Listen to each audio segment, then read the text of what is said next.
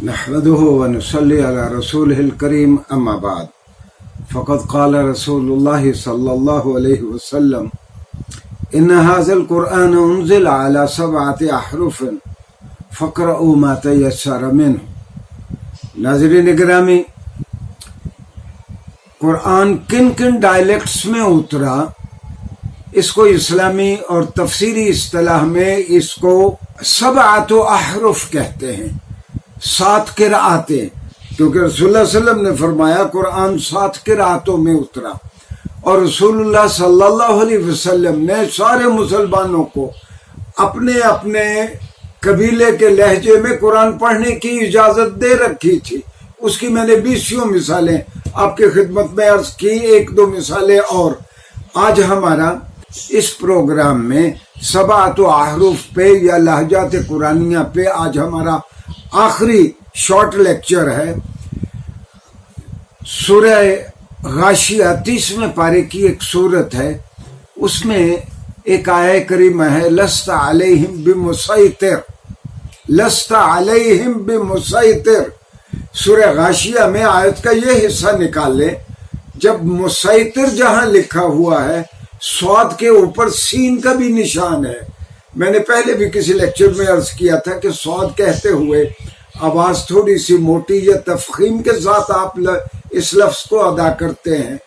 اور سین کہتے ہوئے نسبتاً آواز باریک ہوتی ہے، تو گویا یہ سین کے ساتھ بھی مسیطر ٹھیک ہے، صاد کے ساتھ بھی ٹھیک ہے، کیونکہ کچھ قبیلے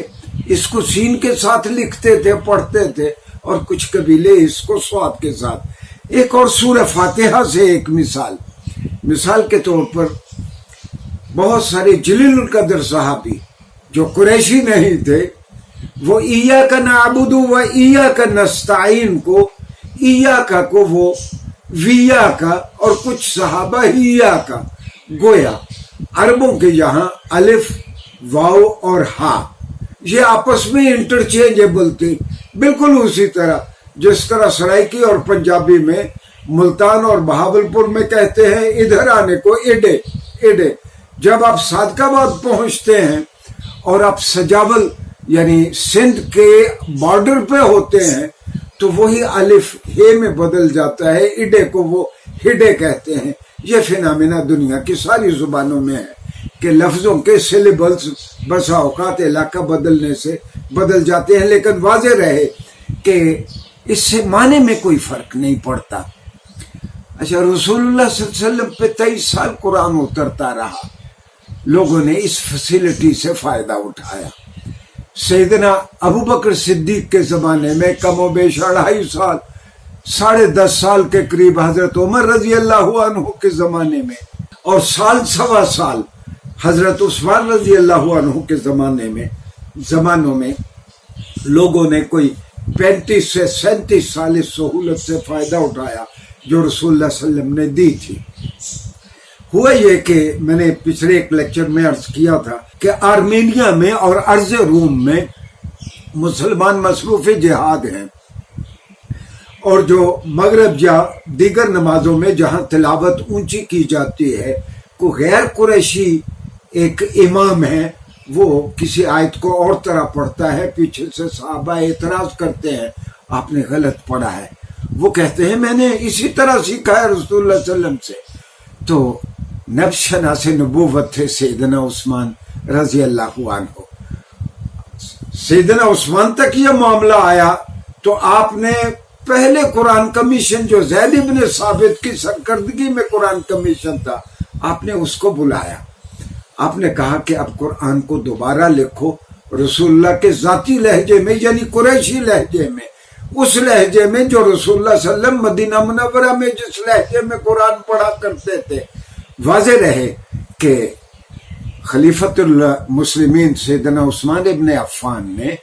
باقی لہجوں کو ایبروگیٹ نہیں کیا، جو اجازت رسول اللہ صلی اللہ علیہ وسلم نے دی ہے ایک خلیفہ راشد اس کو کس طرح ختم کر سکتا ہے؟ ہاں،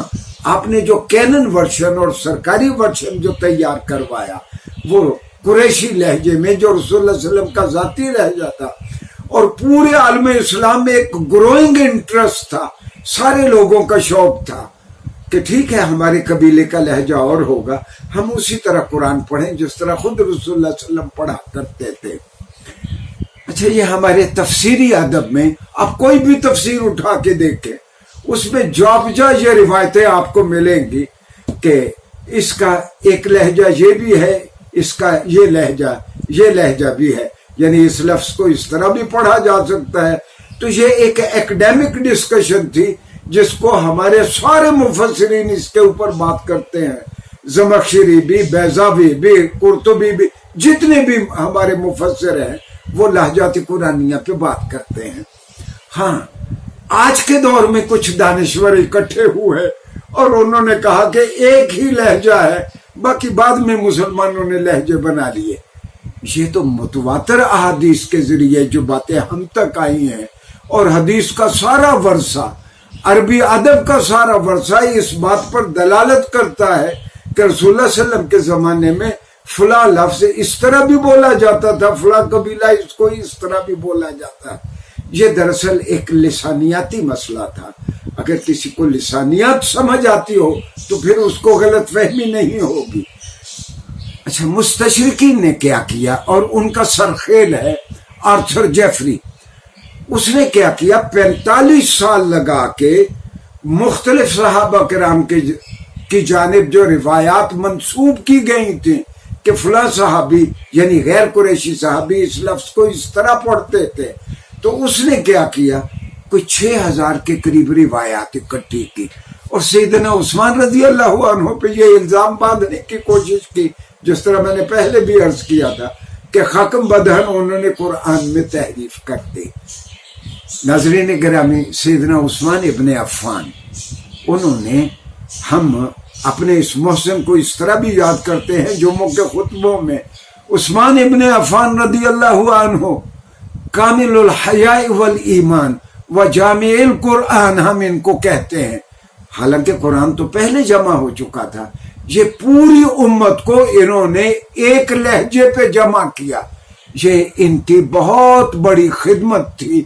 امت کو اکٹھا رکھنے کے لیے، اور ساری امت کو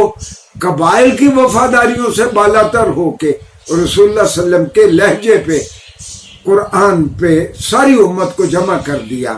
ناظرین گرامی، یہ واحد کتاب ہے 1450 سال کے بعد۔ آج جب بھی ہم قرآن پڑھتے ہیں، ہم اسی طرح پڑھتے ہیں جس طرح رسول اللہ صلی اللہ علیہ وسلم خود پڑھا کرتے تھے۔ شکریہ جی۔